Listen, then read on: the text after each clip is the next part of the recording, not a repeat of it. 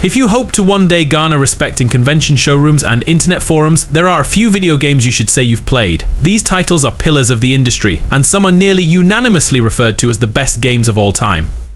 However, there's a big difference between playing these difficult-to-beat games and actually finishing them. If you're hoping to experience the best and hardest games of the last 2 console generations, be prepared to devote well over 100 hours to a single title. The hefty commitment can make some players feel the need to fudge the truth a little bit, as there are only so many hours in a lifetime. Disregarding Dark Souls II's crazy length and plethora of achievements trophies, the sheer number of boss battles in this game makes completion a near impossible task. Some bosses are optional, which is a small reprieve, but perfectionists won't be able to accept the easy way out. You have to be a straight-up masochist to deal with the game's insane difficulty, and there's no tutorial to explain the franchise's many systems and statistics. The task of completely finishing this game is one of biblical proportions. The Stardew Valley isn't really about winning, which is why you'll never finish it.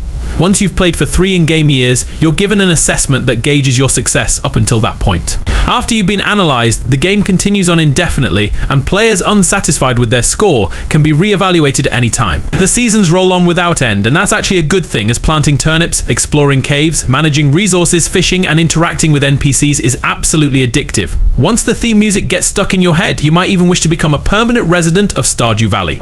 Okay, first off, Nier Automata features 26 endings in total. While you can achieve multiple endings in a single playthrough, if you're hoping to see how the story concludes, you'll be required to beat the entire game 3 times over. The first playthrough will take you somewhere between 12 to 16 hours and does feature a semi-satisfying ending. Once the credits have rolled, a slightly altered version of the story mode unlocks that allows you to experience the narrative from a different perspective. After you finish that playthrough, which clocks in at around 8 hours, you have to complete a 3rd pass through the game to unlock the true ending. Oh, and if you want to see the 4th ending, the game requires you to permanently delete all of your save files, forcing you to restart from scratch. Have fun! Ubisoft is still releasing DLC for Assassin's Creed Origins, but the size of the main game suggests that the final experience will be gigantic. The game's map is a patchwork of regions that spans Egypt, and each region contains several cities, smaller villages, and other landmarks. On top of that, there are additional secret areas and tombs players can discover throughout the desert. The map is so large that it takes 3 hours to traverse on foot in real time. With a campaign that offers 20 hours of gameplay even without the massive side quests, Origins is the series' largest game. The second chapter of Metal Gear, Solid V: The Phantom Pain, begins 31 missions into the story. To reach this point, you've spent dozens of hours sneaking around, kidnapping goats, hanging out in a box, and jamming out to 80s cassettes. Now, the game requires you to replay the majority of the levels on a much harder difficulty. To be fair, the story does continue with new, previously unseen cinematics, so the second half of the game is only a moderate rehash. Beating the second set of missions unlocks the game's true ending, which reveals the shocking truth about Big Boss and details the events that lead to the first Metal Gear Solid game. While this is definitely a worthwhile payoff, holy hell is the journey to get there tedious.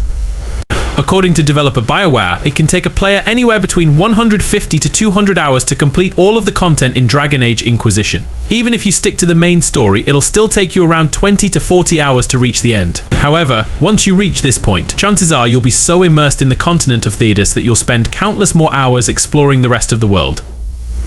While the base game is massive, there are also 5 expansion packs that add new storylines, missions, regions, among other things to the core experience. According to Kotaku, the first successful 100% speedrun of The Legend of Zelda Breath of the Wild took 49 hours to complete, which should tell you something about the game's length. For players in less of a hurry, it will take even longer time to see and do everything this massive Nintendo game has to offer. Forget the story areas and side quests, the biggest challenge of all is staying focused on one specific task. After all, Breath of the Wild encourages players to simply explore the world, without leading them by the hand to the next objective.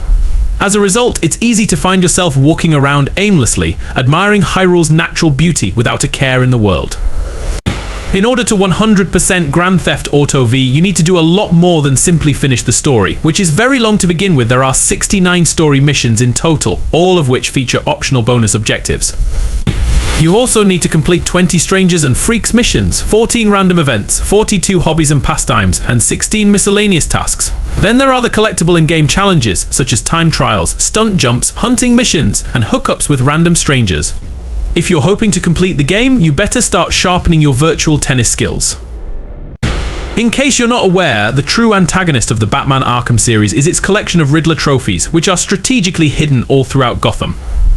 While you can choose to ignore these collectibles in the first few games, Arkham Knight forces you to find all 243 of its Riddler trophies to reach the true ending, which is still a cliffhanger.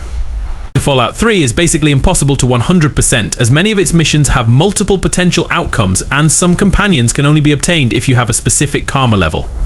Additionally, you have to find all of the bobbleheads that are hidden throughout the ruins of the DC area. Once you've completed all the base game story missions, side quests, and other interactions, there are 5 hefty DLC packs that add in a whole lot more content. All but one of these add-ons increases the size of the map, so that players can explore parts of Pennsylvania and Maryland once the nation's capital starts to feel samey. Even in an age where the average blockbuster game clocks in at around 80 hours, The Witcher 3 Wild Hunt is still abnormally massive. Speedrunners have been able to reach the credits in about 25 hours, but this feat requires a completely bare-bones playthrough. Factoring in the countless side quests, contracts, and hidden events strewn throughout the game, the average player will spend around 200 hours making their way to the end. Discounting all the planned encounters, another big factor in The Witcher 3's unbelievable length is how vast the game's world is. The continent is separated into several different regions with cities, towns, and villages spread throughout. Every town has an eclectic population of NPCs to interact with, and the wilds are filled with hidden treasures and treacherous caverns. To 100% the game, you must explore every last corner of this gigantic world.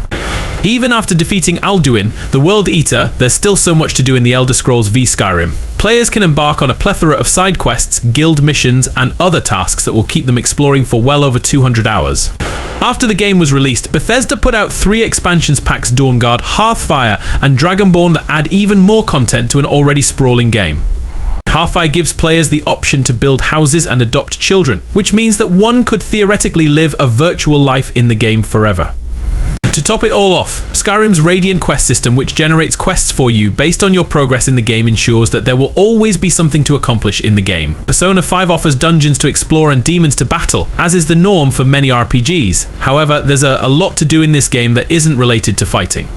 Some players have reported spending more than 100 hours with Persona 5 just because they became engulfed in the life of the high school student protagonist. His relationships, studies, and downtime are all controlled by the player, and a huge chunk of the game is spent role-playing as a teenager. Mass Effect 3 inspires controversy for more than just its dumb endings. Players hoping to enjoy a single-player RPG are out of luck, as participation in the multiplayer component is required for 100% completion. Even if you don't have Xbox Live Gold or PlayStation Plus, the amount of time you spend playing online directly affects your solo experience. While playing through the story, one has to keep track of the effective military strength stat, which basically measures how prepared the galaxy is to take on the Reapers in a final showdown above Earth. This stat is calculated through your accomplishments in single-player decisions from the previous 2 titles are also factored in. Hope you held onto your save files as well as your multiplayer progress. If you don't play hours of multiplayer, you won't get the best ending. If you played Super Mario 64 back in the 90s, you might remember being finished with the game long before you collected all 120 power stars. If that's the case, you'll have a rough time completing Super Mario Odyssey, which features 999 collectible power moons. Like its N64 predecessor, Odyssey does not require you to collect every single power moon to progress through the game. To face off against Bowser, the player only needs to stockpile roughly 150 power moons, a small fraction of the available total. However, for completionists, beating Bowser isn't the end of the game. As soon as Princess Peach has been rescued, it's back to business as Mario steps off to find the remaining 849 or so moons. If you were excited about collecting 150, it's time to buckle up, because you're 1/6 of the way to the 100% mark. Good luck with your insane scavenger hunt, you masochist.